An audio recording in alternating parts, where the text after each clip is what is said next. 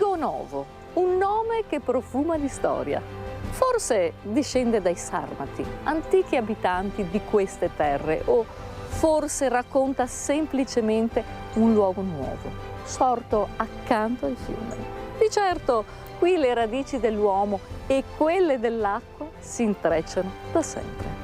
Ogni zolla, ogni sponda, ogni pietra conserva un segno di questo legame profondo.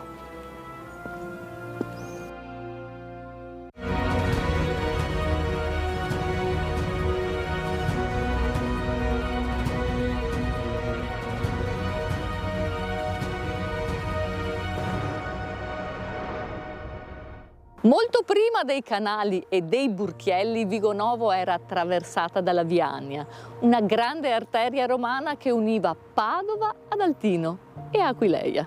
Su questa strada passavano eserciti, mercanti, pellegrini, portavano lingue, merci, tradizioni. È da questo crocevia che nasce la vocazione aperta e dinamica di Vigonovo, un luogo di passaggio, di scambio e di incontro. Ci accoglie il sindaco Luca Martello. Buongiorno. Buongiorno, buongiorno ai itinerari, grazie per essere qui a Vigonovo, è un piacere per noi accogliervi e mostrarvi quello che Vigonovo è per tutti noi e per chi Vigonovo ha l'opportunità di conoscere. Abbiamo parlato, sindaco, di crocevia, sì, un crocevia importante, da sempre nella storia. Certo, Vigonovo è collocata territorialmente in un punto d'incontro, è stata da sempre un luogo dove il passaggio è sempre stato molto attivo, fino ai tempi romani, con la via Annia che legava proprio anche a Venezia, al Tino e quindi a Roma. Proprio da qui passavano merci e soprattutto cultura che legavano poi la città di Padova a tutto questo nostro territorio. Il commercio è sempre stato una parte fondamentale di questa terra ed è rimasto anche nel tempo. Sì, noi siamo qui di lunedì mattina per un evento importantissimo come ogni settimana. Assolutamente, noi montiamo e smontiamo l'evento più importante del nostro territorio ogni lunedì mattina, che è il nostro mercato del lunedì.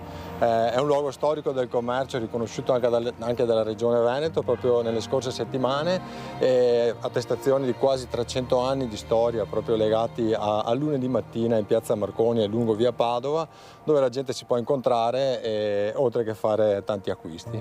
Vigonovo fa parte dei comuni della riviera del Brenta, peculiarità importantissima naturalmente le ville. Partiamo da questa che è Villa Zanon, sede municipale. Assolutamente, la riviera del Brenta è puntellata da ville straordinarie e anche Vigonovo ha dei punti in cui si possono apprezzare questo tipo di opere. Nella fortuna nostra è particolare proprio perché è sede del nostro municipio e Liana Benvenu ci racconterà davvero nel dettaglio gli aspetti più caratterizzanti di questa nostra villa. E allora noi entriamo, salutiamo il nostro sindaco e portiamo nelle case dei nostri telespettatori le ville di Vigonovo. Grazie sindaco. Grazie a voi.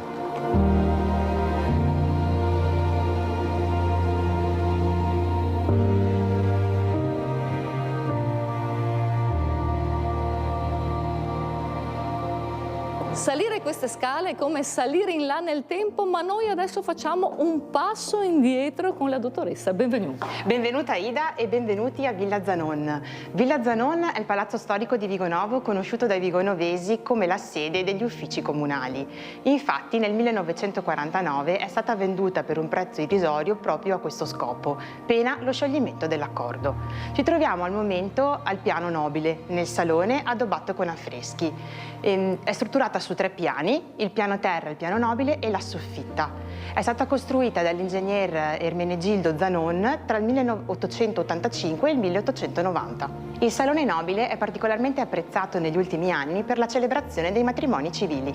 Dottoressa, tante però sono le ville qui a Vigonovo, una in particolare degna di essere visitata. Ora vi portiamo a Villa Sagredo. Andiamo.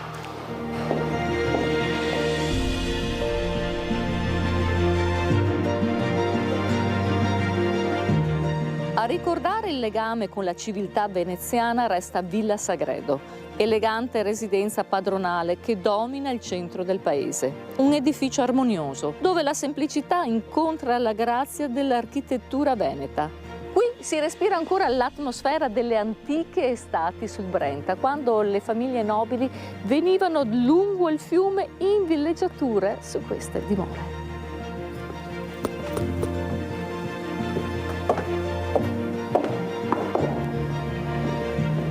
Ma questa è una villa con una particolarità unica al mondo e nel tempo, vero dottoressa?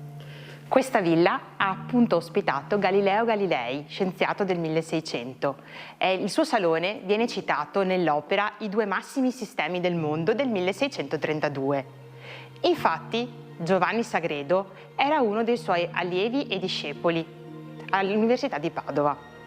Galileo Galilei in questi dialoghi racconta anche appunto di Giovanni Sagredo che partecipa alla discussione. Dinastia importantissima quella dei Sagredo, che arrivano qui all'incirca nel 1600, non si hanno notizie ben precise, anno in cui nasce anche questa villa, dottoressa. Sì, le prime notizie si hanno del colonnello Sagredo, di Pietro Sagredo, che acquista la villa dalla famiglia Barbaro per fare la residenza di famiglia. Dinastia che durerà fino al 1871 con la morte di Agostino Sagredo.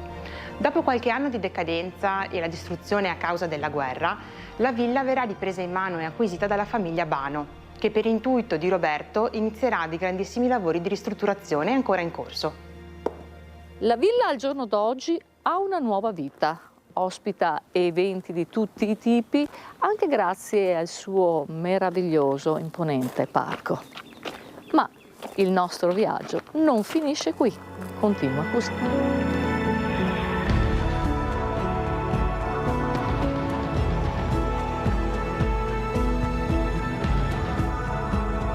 Nel 1700 l'arte e il lusso la fanno da padrona non solo nelle ville, ma anche negli edifici religiosi. E qui a Vigonovo, nel Duomo, è esposta ancora un'opera d'arte importantissima, vero dottoressa? Ci troviamo di fronte a un'opera di Gian Domenico Tiepolo, figlio e discepolo dell'importante pittore veneziano Giambattista Tiepolo. Quest'opera risale al 1755-1760 circa e rappresenta la Pentecoste. Lo capiamo dall'iconografia tradizionale che fa discendere fiammelle di fuoco sugli Apostoli e sulla Vergine Maria e la colomba dello Spirito Santo che discende su di loro. In questa rappresentazione la Vergine Maria è rappresentata con dei colori vivaci, dei colori accesi, quasi fosse in estasi, mentre gli Apostoli sono attorno a lei in una situazione più scura, più di oscurità. E all'interno di questa opera possiamo trovare la differenziazione tra la sfera celeste e la sfera terrena, rappresentata proprio da questa differenza di colori rappresentati nella tela.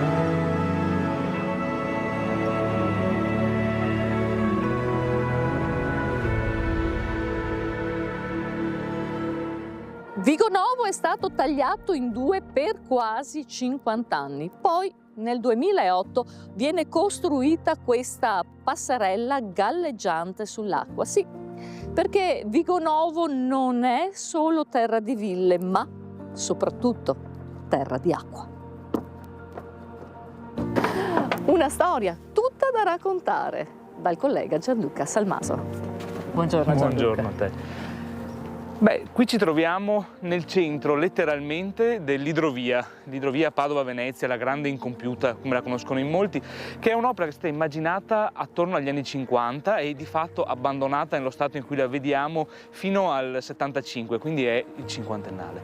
L'idrovia doveva collegare le due realtà industriali, ma di fatto oggi si presenta come il più importante bacino ambientale di conservazione di tutto il territorio. È una realtà splendida, come la vediamo adesso, e pur essendo un'incompiuta, bisogna dire la verità. La cosa particolare di dove ci troviamo noi adesso è che quella che doveva essere un po' una realtà industriale, commerciale, una via di trasporto, si è trasformato veramente in qualcosa che ha dato nuova vita al territorio circostante. La passerella su cui ci troviamo è particolarmente significativa per la storia di Vigonovo, perché l'idrovia di fatto ha reciso il legame di una comunità. Vigonovo in origine si sviluppava con continuità ai suoi due lati, quindi anche verso Villa Sagredo. l'idrovia recide un legame che resta di fatto tale fino al principio degli anni 2000, quando nel 2008, tra il 2006 e il 2008, viene costruito questo ponte che collega di nuovo le due sponde. Questo è un contesto meraviglioso e ci troviamo al centro del Parco Sarmazza, un parco che non è stato voluto, è nato per destino, come? Assolutamente sì. Questo parco nasce a seguito appunto di un'incompiuta, come dicevamo prima, ma la natura è più forte molte volte dei progetti e dei programmi che si fanno.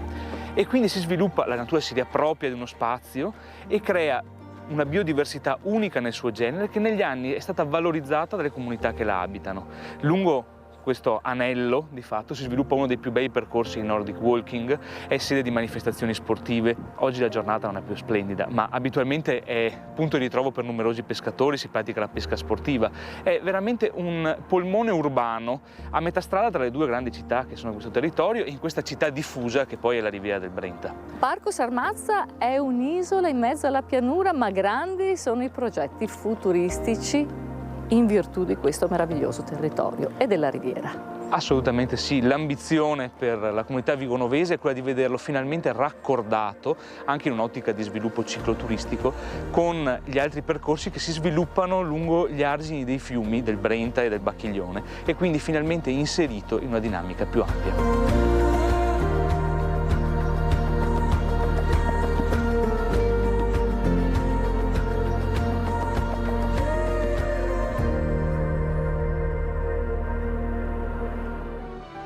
Vigonovo è terra d'acqua e di ingegno, di fede e di futuro. Dalle vie romane ai canali veneziani, dalle ville ai parchi, tutto qui continua a scorrere, come il fiume che dà forma alla sua storia e che ancora oggi ne custodisce l'anima.